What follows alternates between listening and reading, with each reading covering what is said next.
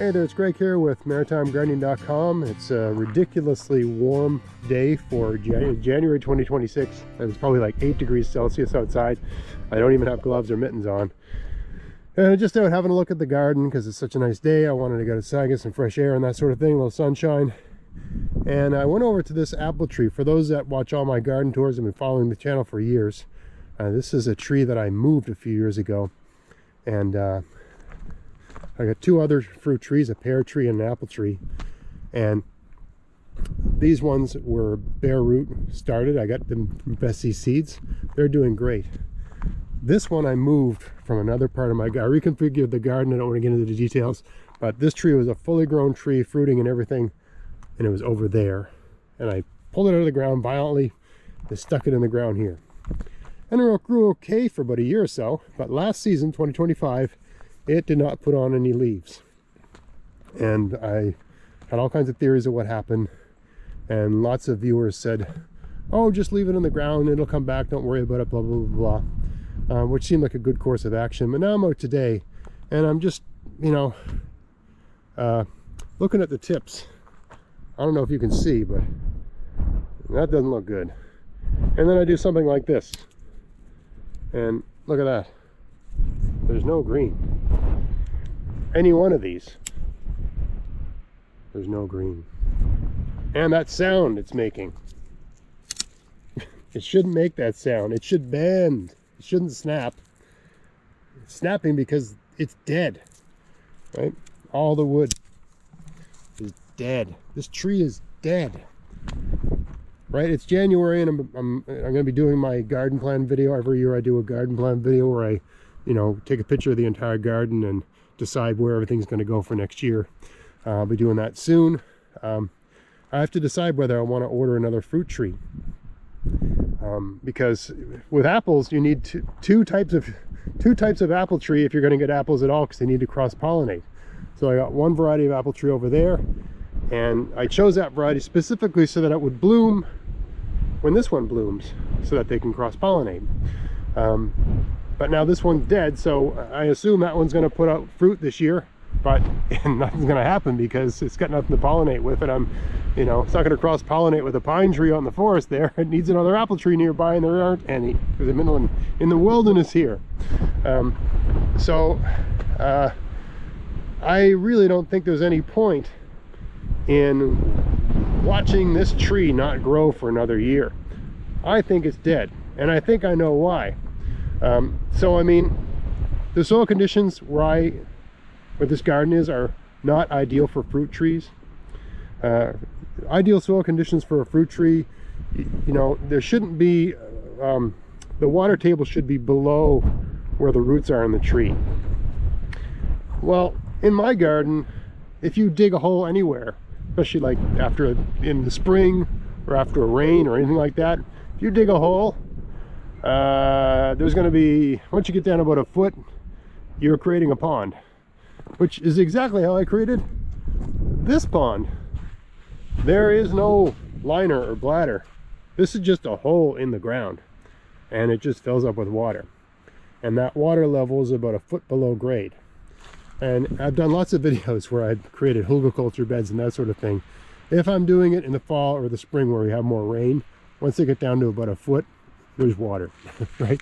And so this whole garden is like a well in a sense, right? The water table is quite high.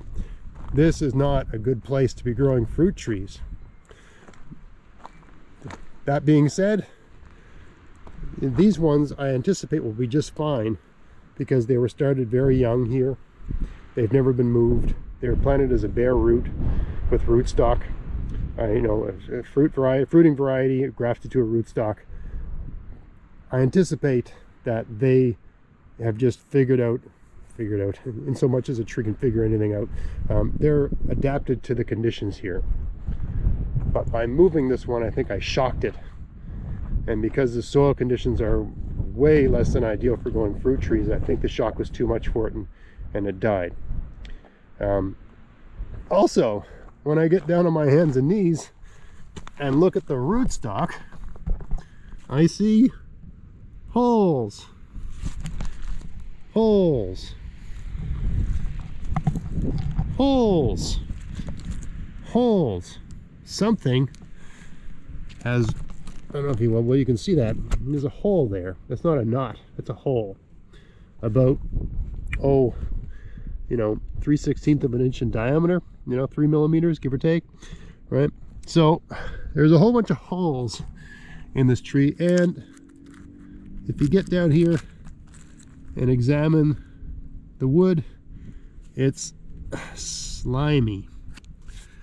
So I don't know if this tree died and something went in there because it was dead, or something went in there and killed the tree. I don't know. It's one or the other. But I would have to expect that it's related to the shock of moving this tree in less than ideal soil for growing fruit trees. In any case, I don't think there's any point in watching this tree not grow for another season. I'm going to order a new fruit tree and wait and wait and wait and wait for that tree to become something magnificent. Fruit is always I get so many wild animals here. Growing fruit is a problem. I get stuff that attacks my, despite having the whole thing fenced and everything like that, something always seems to get in. Some years, like last year, I had a really good crop of raspberries, and in the fall something got in and wrecked my raspberries. I'll still get raspberries next year, but I imagine the yield's been greatly reduced. Same with these trees. Something got in here and bit the ends off. I've done lots of videos on it. Something got in here and just wrecked this tree, chewed the tips off all these branches. I think it was a porcupine, because that's the sort of thing they do. Some people thought it was a moose. There are moose in the forest back here.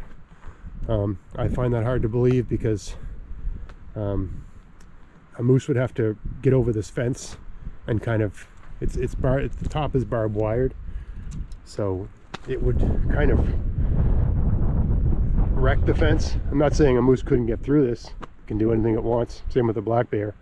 But the one time I had a black bear get through the fence, it basically just, it looked like someone ran over it with a truck. Right? So I imagine a moose would do the same thing. Right? So I don't think it was a moose. Also, a moose would, you know, why would it waste time on that when it can go to town on this these Hascaps here, or this Saskatoon here, right? Probably be able to reach that just by leaning over the fence. So anyway, I think it was a porcupine, because that's what they do. I'm not exactly sure where it got in or how it got in. Days like this are good days to go around the perimeter of the fence and try to find the hole and stop it up. Anyway, I'm getting off topic here.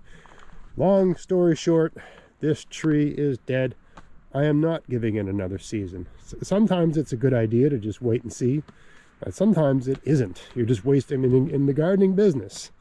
If something goes wrong for a season, you got to wait a year to do something about it. So, you know, really, I should have yanked this thing and got a tree in here in the fall, when sometimes you can still pick a few up at garden centers. I should have got something in here. You can still plant apple trees, fruit trees in the fall. It's actually a good time to plant them if you don't wait too late. So I should have done that. I didn't. I went with my, you know, sort of my natural laziness is to just, well, let's just wait and see, because sometimes wait and see is a great strategy. But now that I see those holes down there, and the fact that every single branch breaks brittle like a pencil, this tree's dead. Need a new tree. Okay, so anyway, just thought I'd follow up on that, the mystery of the apple tree that had no leaves. It had no leaves because it's dead. I need a new apple tree. Anyway, just follow up on that mystery tree. I hope you found this interesting. If you did, please like, share, subscribe. I apologize I haven't been doing as many videos and stuff as lately. I just took a little Christmas break, that sort of thing. Also had a bit of a cold, blah, blah, blah, blah, blah. Excuses. We'll get back in the swing of thing, no problem. If you did like this video, please like, share, subscribe. Check out my podcast, maritimegardening.com. Please check out my Substack page, maritimegardening.substack.com. Become a paid subscriber and you'll have a chance to win a $100 gift certificate at the gardening center of your choice. Details on that in a video. I'll put a link to the video where I explain that whole thing at the end of this video.